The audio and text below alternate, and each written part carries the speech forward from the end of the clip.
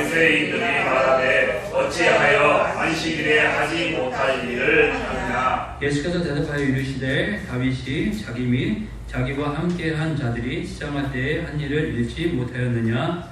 그가 하느님의 전에 들어가서 다 제사장은 먹어서는 안 되는 전설병을 먹고 함께한 자들에게도 주지 아니하였느냐. 또 이르시되 인자는 안식일의 주인이니라 하시더라. 또 다른 안식일에 예수께서 회당에 들어가사 가르치실 때 거기 오른손 마른 사람이 있니라. 서기관과 바리새인들이 예수를 고발할 증거를 찾으려 하여 안식일에 병을 고치는가 엿보니 예수께서 그들의 생각을 아시고 손 마른 사람에게 이르시되 일어나 한가운데 서라 하시니 그가 일어나 서거늘. 예수께서 그들에게 이르시되 내가 너희에게 묻노니 안식일에 선을 행하는 것과 악을 행하는 것, 생명을 구하는 것과 죽이는 것 어느 것이 옳으냐 하시며 우리를 둘러보시고 그 사람에게 이르시되 내 손을 내밀라 하시니 그가 그리하매 그 손이 회복된지라. 그들은 오기가 가득하여 예수를 어떻게 할까 하고 서로 의논하니라. 이때 예수께서 기도하시러 산으로 가사 밤이 새도록 하느님께 기도하시고 밝음에 그 제자들을 부르사 그 중에 12를 택하여 사도라 칭하셨으니 곧 베드로와 또 이름을 주신 시몬과 그의 동생 안드레와 야고보와 요한과 빌립과 바돌레와 마타와 도마와 알페오의 아들 야고보와 셀롯이라는 시몬과 야고보의 아들 유다와 예수를 파는 자 유다라. 예수께서 그들과 함께 내려오사 평지에 서시니 그 제자들이 많은 무리와 예수의 말씀도 듣고 병고침을 받으려고 유대 사방과 예루살렘과 두로와 시돈의 해안으로부터 온 많은 백성도 있더라. 더러운 귀신에게 고난받는 자들도 고침을 받은지라. 온 무리가 예수를 만지려고 힘쓰니 이는 능력이 예수께로부터 나와서 모든 사람을 낫게 함이로라. 아멘. 네. 예수님께서는 무엇인가 부드럽고 온유하셔서 그냥 이렇게 넘어가시는 분이실 것도 같은데 어떤 부분에서 예수님께서는 가는 곳마다 약간 분쟁을 일으키시는 경우도 있습니다. 그러니까 옳지 못한 것에 대해서 옳은 모습을 보여주시고 무엇인가 바꾸게 하시고 새롭게 하시는 일을 깨닫게 해주십니다. 그래서 우리의 인생 가운데 잘못된 것들을 그냥 넘기시기보다는 우리를 혹은 아프게 하시고 어렵게 만드시고 또 고통이라는 어떤 도구를 허락하여 주셔서 우리를 새롭게 빚으시는 때들도 있습니다. 오늘 이 본문에서는 안식일이라는 이 개념이 있는데 이 안식일이라는 개념을 유대인들이 뭔가 이렇게 잘못 알고 있기 때문에 그것을 이제 또 고쳐주시는 가운데 있고 이 고쳐주시는 가운데 이 유대인들이 얼마나 이걸 또 확고하게 믿었느냐 하면 이것을 안식일을 범하는 사람을 죽여야 된다는 이런 어떤 마음이 있기 때문에 예수님을 이제 배척하고 죽이려고 하는 이런 마음까지 갖게 되는 게 있음에도 불구하고 그걸 넘어가지 않고 그걸 드러내시는 모습이 있습니다. 안식일이라고 한다면 그냥 말 그대로 우리 그 주일의 개념 같이 일주일 중에 하루를 쉬는 날로 이렇게 정하는 것을 이전에는 그 안식일에다 이렇게 표현을 하게 되었습니다.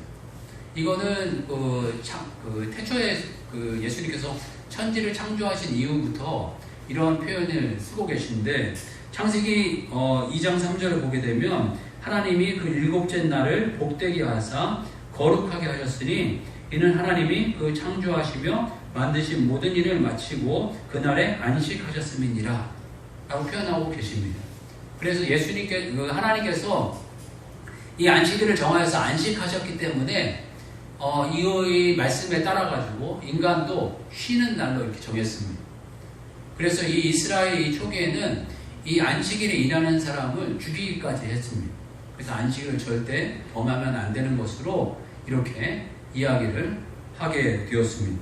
또 출애굽기 20장 21절을 보게 되면 이는 엿새 동안에 나 여호와가 하늘과 땅과 바다와 그 가운데 모든 것을 만들고 일곱째 날에 쉬었음이니라. 그러므로 나 여호와가 안식일을 복되게 하여 그날을 거룩하게 하였느니라 라고 표현하고 있습니다. 그러니까 안식일이나 이 날은 복된 날이고 거룩한 날이고 우리가 회복되는 날이다 라는 것입니다. 그래서 예수님께서는 오늘 이 두 가지 어떤 사건을 통해서 인간이 회복되는 날이고 복된 날이라는 것을 더 이렇게 보여주시고 있습니다. 그런데 이 이스라엘 사람들은 좀 뭔가 그 디테일함이 있는 것 같아요. 뭔가 이렇게 이걸 지킨다고 그러면은 확실하게 지키고 또 깊이 있게 지켜가는 그런 모습이 있는 것 같습니다. 어떤 면에서 한국 사람에게도 그런 기질이 있지 않나 이런 생각이 들고, 한국 사람들을 하나님께서 이렇게 경제적으로나 여러 가지로 축복하신 이유가 또 하나님을 믿을 때 다른 것보다 이렇게 확실하게 믿는 이런 모습이 있었기 때문에 우리가 하나님께서 이렇게 축복하지 않았나 하는 생각을 갖게 됩니다. 이스라엘 사람이 이 단순한 이 한 말씀을 잘 지키기 위해서 정말 이 안식일의 여러 가지 조항을 이야기합니다. 저번에 뭐 이런 부분들도 잠깐 나눴지만 여러 가지 조항을 통해서 이 당시에 곡식단을 심으면 안 된다.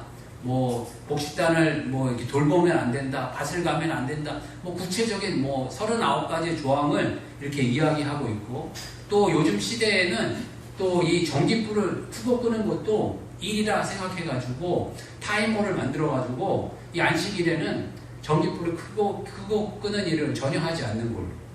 그래서 잘못해가지고 타이머가 고장이 났다든가 이렇게 해서 전기불이 꺼졌으면 안식일에는 그걸 건드리지 않고 꺼진 상태로 그냥 지낸다고 이렇게 이야기하더라고요. 그래서 다른 건 전기불이 크고 꺼지는 건 문제가 안 되는데 보일러를 크고 끄는 것도 문제가 되는데, 한겨울이라고 할지라도 이 보일러가 만약에 잘못해가지고 타이머를 잘못해서 꺼졌으면 추운데도 그냥 참고 기다리는 그런 어떤 고지식함을 나타내는 게 이 유대인의 모습이다 이렇게 표현을 하고 이야기를 하고 있습니다. 너무 좀 뭔가 극단에 치우치는 이런 모습이 아닌가 이런 생각이 듭니다. 그런데 이 예수님께서 이 경계하시는 이 모습이 너무 이런 극단에 대한 이 모습에 대한 이야기가 아닌가 싶습니다. 무엇인가 이 극단에 치우친다는 것은 한편으로는 디테일함도 있다는 것 같아요.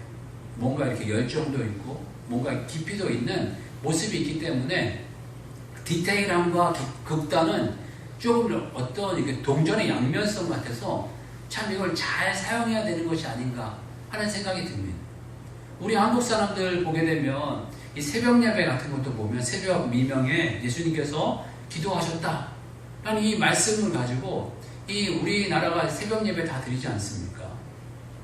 요즘에는 이게 새벽 예배들이 이렇게 좀 연약해진 부분들이 많이 있지만 그런 모습들이 있다는 거예요. 저희가 새벽 예배도 드리고 또 저녁 밤이 새도록 기도하셨다라는 말씀을 가지고 저희가 철야 예배를 또 드리지 않습니까? 그 철야 예배도 그냥 대충 10시, 11시까지 기도를 드리는 것이 아니라 3시, 4시까지 기도를 하고 3시, 4시에 끝나고 난 다음에 또 새벽 예배 드리고 이렇게 해야 이제 뭔가 한 것 같은 그런 어떤 열정이 있었는데 참 그런 열정들이 저희가 사라진 게 참 죄송하기도 하고 참 어떤 그런 디테일함들이 많이 사라졌다라는 생각이 듭니다. 그런데 하여간 이런 극단의 모습을 예수님 싫어하시고 또 극단의 모습에 대해서 깨우치려고 하셨는지 이게 이런 어떤 극단에 치우치다 보니까 안식일의 근본 의미인 참으로 하나님께서 복되게 하시고 또 하나님께서 거룩하게 하시고 또 인간을 안식하게 하기 위한 날이 짐이 되는 거예요. 어떤 면에서 이 안식이 수고로움이 되고 안식이 부담이 되고 안식이 더 이렇게 기쁜 날이라기보다는 거부감이 느끼는 그런 날이 되었었던 것 같습니다. 그러니까 예수님께서 이 안식의 개념에 대해서 다시금 이렇게 깨닫게 하시는 거예요. 그래서 이 한 사건이 일어나게 되는데 이 제자들이 지나가다가 밀 이삭을 이렇게 따가지고 먹게 되는 사건이 일어나게 됩니다. 비벼 먹는 사건이 일어나게 됩니다. 안식일에 특히 왜 이렇게 했는가 뭐 이런 생각이 들기도 하는데 미리 이삭을 비벼 먹는 것에 대해서는 크게 문제가 되는 사건은 아닙니다. 이게 죄인 사건은 아닙니다. 신명기 23장 24절에서 25절 보게 되면 그러한 말씀이 나오는데요. 우리 한번 같이 볼까요? 신명기 23장 24절에서 25절 말씀입니다.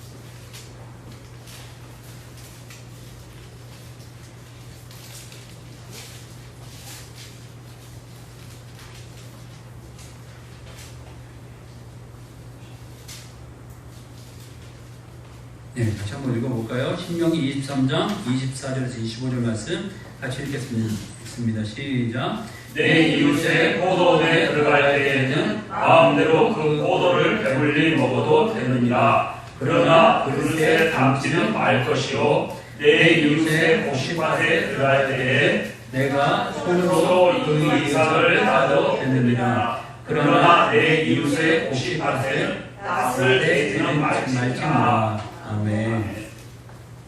여기서 보게 되면 내 이웃이다 이렇게 표현하고 있습니다. 그러니까 아무데나 들어가면 안 되는 거죠. 그러니까 아는 사람들, 이웃이다, 이웃 사촌이라 이렇게 이야기할 수 있는 사람들에게는 포도원에 들어가서 마음대로 먹어도 된다는 거예요. 반대로 내가 주인이면 이웃이 들어와서 마음대로 먹을 수 있도록 넓은 좀 마음을 가지라는 거예요. 넉넉한 마음을 가지라는 거예요. 그렇지만 막 거기에다가 배불리 먹어도 되는데 그릇에 담는 건 하지 말라는 거예요. 그릇에 담거나 이런 거는 신뢰가 된다는 거예요. 또 곡식단도 마찬가지입니다. 곡식밭에 들어갈 때는 내 손으로 이삭을 따도 되느니라 라고 표현하지만 이웃의 곡식밭에서 낫을 대지는 말라. 그걸 잘라서 먹거나 이렇게 해서는 안 된다라는 거예요. 도가 지나치게 해서는 안 된다라는 거예요. 어느 일정 부분까지는 그래도 넉넉한 마음을 가지라는 거예요. 한마디로 내 이웃인 내가 들어가서 그렇게 행동해도 되지만 내가 주인이라면 좀 넉넉한 마음을 가지라는 거예요. 이웃에 대해서 저 이웃의 약간의 배불림 이거 얼마든지 하고 또 나그네들 같은 사람들 외로운 사람들 먹는 건 괜찮다라는 것입니다. 그러니까 베드로나 이 제자들이 와갖고 이삭을 이게 비벼 먹는 이 행위에 대해서는 문제가 되지 않는다는 거예요. 그런데 그것이 바로 안식일에 행했기 때문에 문제가 되는 문제로 나타나게 이렇게 됩니다. 그렇게 유대인들은 이 이스라엘 사람들은 철저하게 안식일을 지켜왔음에도 불구하고 이런 일을 이렇게 행하게 됩니다.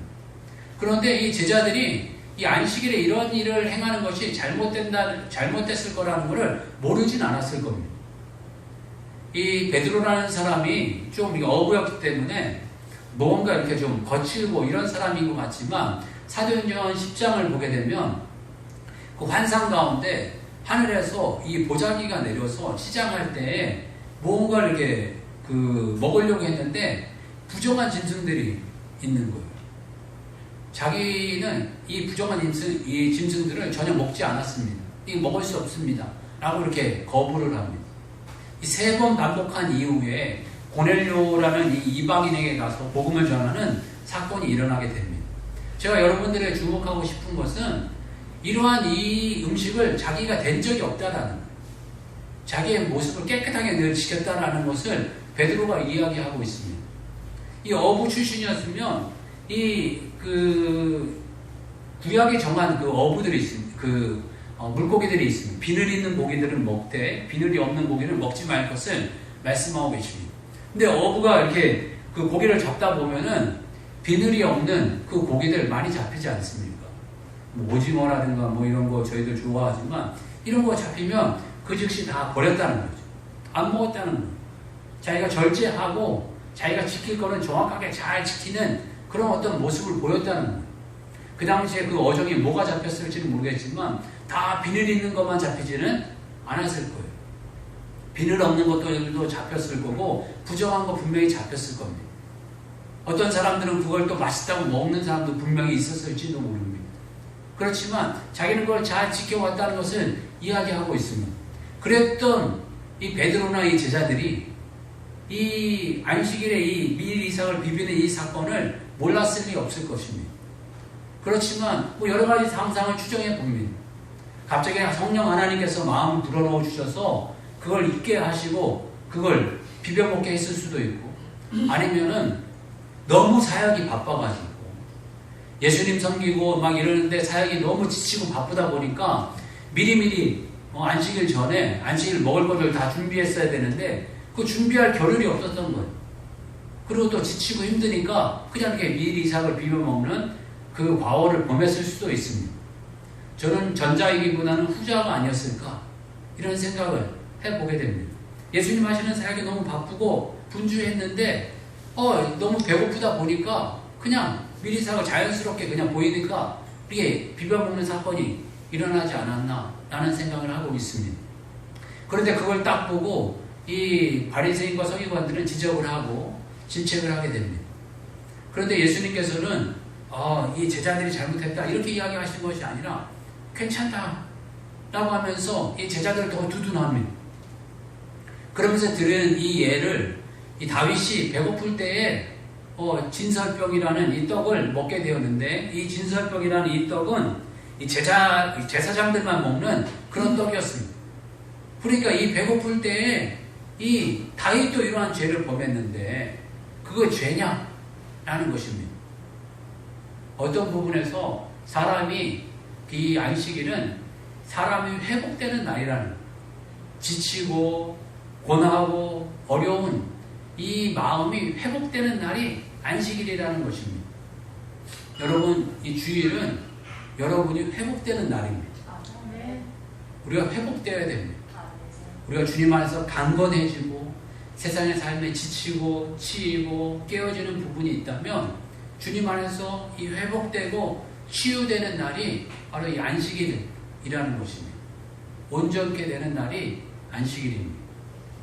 저와 여러분들에게 이 주일날은 정말 이 회복되는 날, 내가 치유되는 날, 온전케 되는 날, 그리고 주일은 너무너무나 기쁘고 너무너무나 즐겁고 주님께서 복되고 거룩하게 구별하신 날이라는 마음이 다가오는 날이 되시길 주의 이름으로 축복합니다. 네.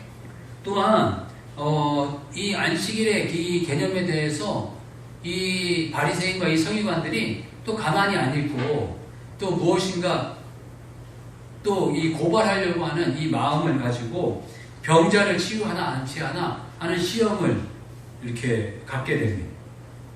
그런데 예수님께서 그 마음을 다 아셨음에도 불구하고 이 병자를 치유해 주십니다. 우리 다시 한번 그 말씀을 한번 볼까요? 우리 누가복음 6장 6절에서 11절 말씀입니다. 다시 한번 교독해 보겠습니다. 제가 먼저 하겠습니다. 또 다른 안식일에 예수께서 회당에 들어가사 가르치실세 거기 오른손 마른 사람이 있는지라. 서기관과 바리새인들이 예수를 고발할 증거를 찾으려 하여 안식일에 병을 고치시는가 엿보니 예수께서 그들의 생각을 아시고 손 마른 사람에게 이르시되 일어나 한가운데 서라 하시니 그가 일어나 서거늘. 예수께서 그들에게 이르시되 내가 너희에게 묻노니 안식일에 선한 행하는 것과 악을 행하는 것과 생명을 구하는 것과 죽이는 것 어느 것이 옳으냐 하시며 무리를 둘러보시고 그 사람에게 이르시되 내 손을 내밀라 하시니 그가 그리하매 그 손이 회복된지라. 그들은 오기가 가득하여 예수를 어떻게 할까 하고 서로 논의하니라. 아멘. 그러니까 생각이 이렇게 고정관념이 너무 서 있는 사람은 이 생각이 바뀌기가 너무너무나 어렵습니다. 이 안식일의 이 개념 가운데 너무 이 안식일은 뭔가 지키는 법칙의 날이다 이런 생각을 갖고 있다 보니까 사람이 치유되고 사람이 회복되는 것보다도 법칙이 일이 더 중요한 모습인 것을 나타내고 있습니다. 요즘 시대가 변해서 많이 보게 되면 일보다는 사람 중심이려고 하는 태도가 요즘 시대의 우리나라에도 점점점 흐르지 않나 하는 생각을 갖게 됩니다. 어떤 부분에서 안식은 이 사람이 온전케 되는 날이기도 하지만 이 안식일은 사람을 치유케 하는 날입니다. 어떤 면에서 우리가 누군가를 회복시키는 날입니다. 우리가 선을 행하는 날입니다. 우리가 누군가를 살려주는 그런 날이 되어져 가야 된다는 것입니다. 이 예배에는 또 이 설교에는 두 가지 기능이 있습니다. 뭐 당연히 하나님을 높이고 찬양하는 이런 기능이 있어서 이 하나님을 높이고 찬양하면서 우리가 회복되는 기능이 있고, 두 번째 기능은 우리가 빛과 소금으로 나타나는 기능이 있습니다. 이 말씀을 들으면서 또 우리가 예배를 드리면서 우리는 회복되어진다 라는 걸 경험해야 되고, 또 하나의 경험이 필요하다면 우리가 말씀의 빛을 세상에 드러내야 된다. 또 이 소금으로 드러나야 된다. 빛으로 드러내야 된다. 라는 이런 두 가지 기능이 잘 나타나야 된다는 것입니다. 어떤 면에서 첫 번째 이 안식일의 이 개념, 정말 사람을 회복하는 기능이 있다 라는 것을 말씀하셨다면, 이 두 번째는 이 선을 행하는 기능이 있다. 선을 행해야 된다. 어떤 면에서 사람을 살려야 된다 라는 것을 말씀해 주고 계십니다. 이 안식일에 예수님께서 이렇게 바쁘시고 지치시고 힘드신 이런 과정을 겪으시면서 이런 어떤 두 가지 기능을 우리들에게 나타내 주시고 다시 한번 깨닫게 해주시고 가르쳐 주시는 모습이 있습니다. 그런데 요즘엔 또 이 안식일 개념 때문에 또 이렇게 문제가 되는 경우가 있습니다. 그게 뭐냐면, 원래는 이 안식일이 따져보면 토요일입니다. 토요일이 안식인 것은 맞습니다. 그래서 요즘에 제7일 안식일교 이런 교회에서는 이 토요일 날을 안식일로 이렇게 지키는 경우들이 많이 있는데요. 또 어떤 분들의 주장은 아니다, 원래 주일이었다, 이렇게 주장하는 분들도 있습니다.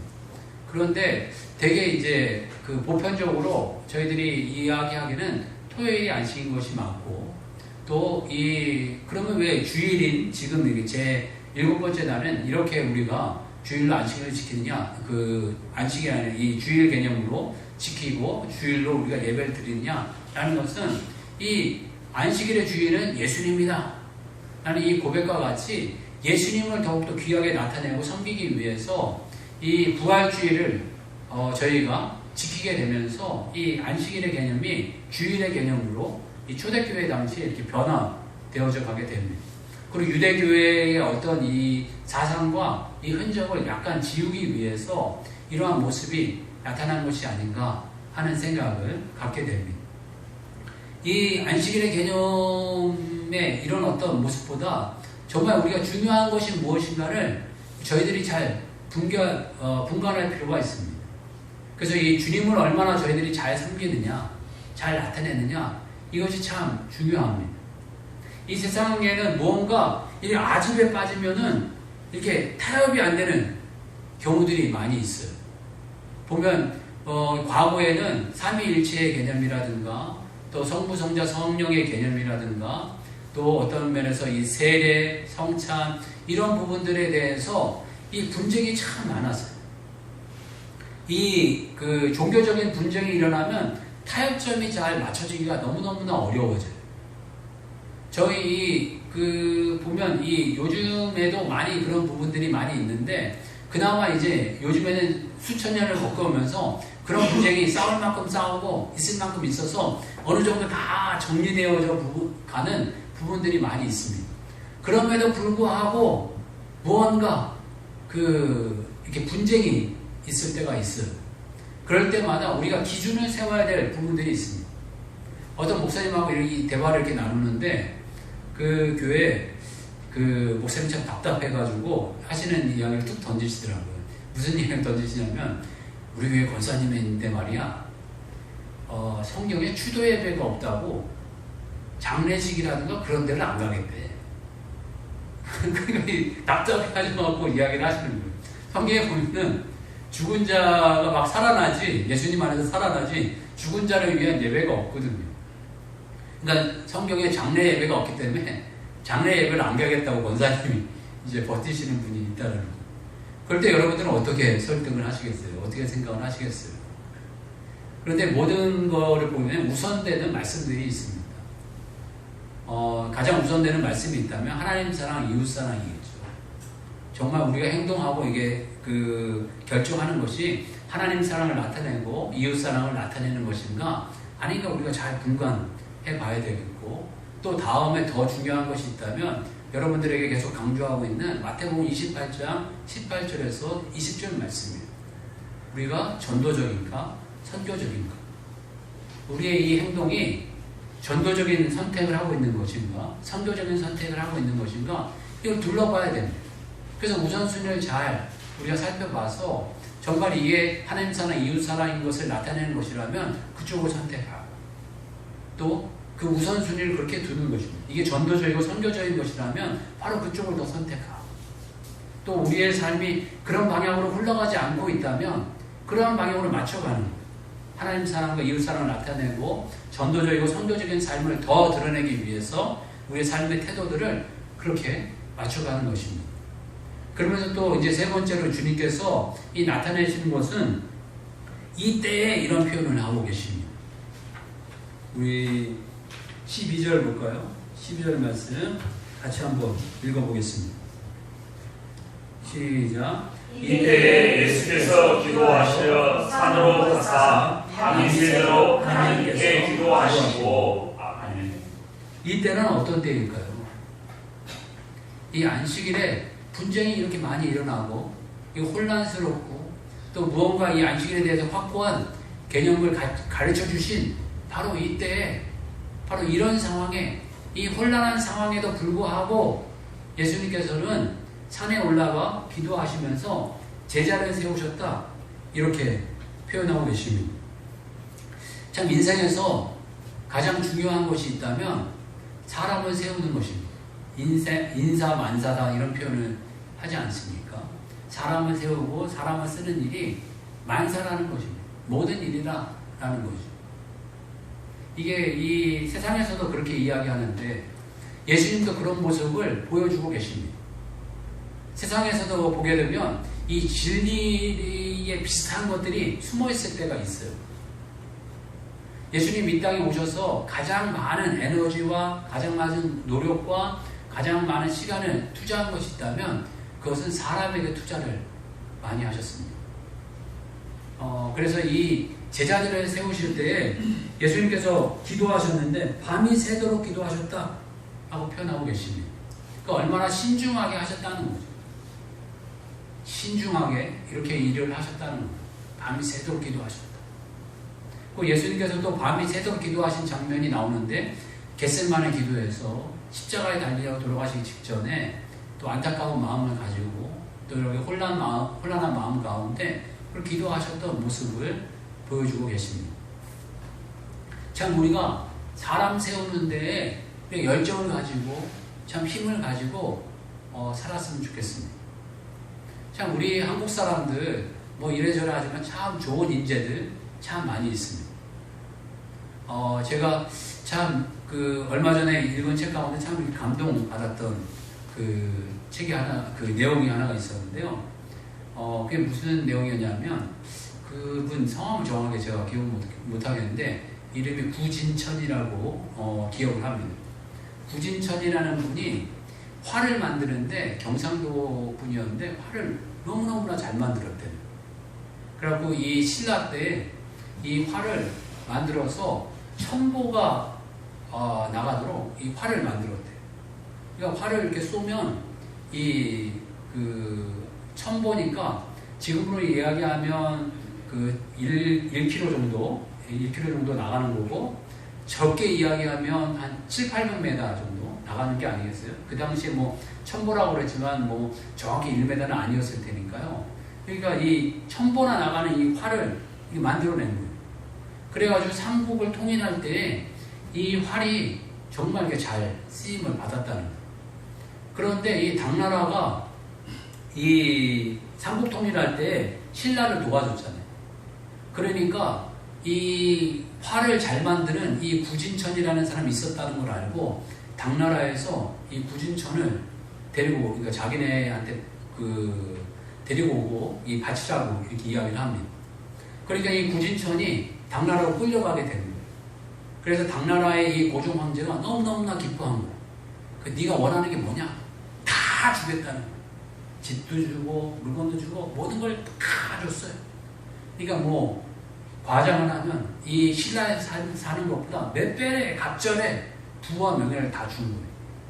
그리고 그 천보 나가는 화살을 만들어내라 라고 그랬더니 이 사람이 시간이 지나서 만들어서 그 활을 이렇게 딱 쐈는데 이게 뭐 기대를 하고 이렇게 봤더니 1000번은커녕 이 100번도 못 나가는 화살을 만든 거예요. 왜 이렇게 만들었느냐 라고 이야기를 했더니 이 중국의 이 나무는 이 신라 나무하고 달라가지고 이게 얼마 나가지 않는다 라고 변명을 한 거예요.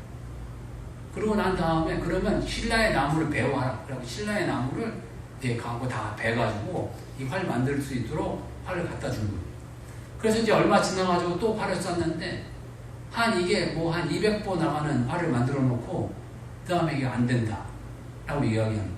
그리고 왜 안 되냐 그랬더니 이 사람이 하는 얘기가 이 신라에서 만들었던 이 활이 배 타고 오면서 해풍을 맞아가지고 물 먹어가지고 이 활이 안 나간다 라고 이야기를 했는데 그 이후에도 온갖 핑계를 댔는지 당나라 때에 천보 나가는 화살을 만들지 못했다 라고 이야기를 하고 있어요. 이 사람이 왜 그랬을까라는 생각을 이렇게 해보게 돼요. 아마 이 자기가 만들었던 이 천보의 화살이 도리어 나중에는 신라를 향하지 않을까 라는 이 걱정 때문에 못 만들지 않았을까 하는 생각을 갖게 됩니다. 이게 다 거짓말 아니었겠나 하는 생각이 듭니다. 어떻게 뭐 신라 나무하고 이 중국 나무에 뭔 차이가 있겠어요. 그리고 뭐 신라 나무를 거기에서 이 해풍을 맞아서 이렇게 왔다고 해서 그걸 못 만들었겠나 이런 생각을 가져보게 됩니다. 참 우리나라에 보게 되면 인재들 참 많다는 생각을 갖게 됩니다. 이름 없는 인재였지만 참 이런 분이 나라의 충절을 알고 나라 사랑할 줄 아는 인재들이었구나라는 생각을 갖게 됩니다. 이 세상 살아가게 되면서 가장 귀한 거는 사람 만나고 사람 세워가는 일이다 라고 생각합니다. 참 어렵고 힘든 거지만 사람 만나고 사람 세워가는 것이 귀하기 때문에 예수님 그러한 모습을 우리들에게 보여주시고 가르쳐주시고 계십니다. 그러면서 예수님께서 자기의 삶을 통해서 예수님의 이름 안에 모든 필요가 그 안에 있다는 것을 보여주고 계십니다. 17절 말씀 볼까요? 17절, 18절 말씀 같이 한번 읽겠습니다. 시작. 예수께서 그들과 함께 내려오사 형제에 서시니 그 제자 많은 무리와 예수의 말씀도 듣고 겨우 중심을 받으려고 유대 사방과 예루살렘과 두로와 시돈의 해안으로부터 온 많은 백성도 있더라. 더러운 귀신에게 고난을 받는 자들도 고침을 받으리라. 많은 무리들이 모였지만 그 무리들이 예수님으로 말미암아서 자기의 필요를 채워갔던 거예요. 병 고치는 자들은 병 고침을 채우게 되었고 많은 제자들은 그 여러 가지 각자의 필요들을 예수님께로 채우게 되었습니다. 그래서 그 모든 능력이 예수님으로부터 나왔다라고 19절에 말씀하고 계십니다. 온 무리가 예수를 만지려고 힘쓰니 이는 능력이 예수께로부터 나와서 모든 사람을 낫게 함이로라 라고 표현하고 있습니다. 우리는 능력 있는 예수님을 알고 있습니다. 또 우리는 이 사람의 모든 필요를 채울 수 있는 그 주인을 알고 계십니다. 이 세상 속에서 우리가 사람들을 초대하고 정말 예수님을 만나게 하고 예수님을 건강하게 세우게 하고 정말 가치 있는 사람으로 잘 세워가는 저희 주의 종들이 되시길 주의 이름으로 축복합니다. 같이 한번 기도할 때 주님이 세워주시는 그 안식일의 개념들 또 가르치시는 그 뜻들을 저희들이 잘 분간해서 예수님을 잘 따르게 하고 잘 섬겨가게 하고 열매 맺게 하는 인생이 되게 해달라고 같이 한번 기도하겠습니다. 주여 한번 외치고 같이 기도하겠습니다. 주여 하나님 아버지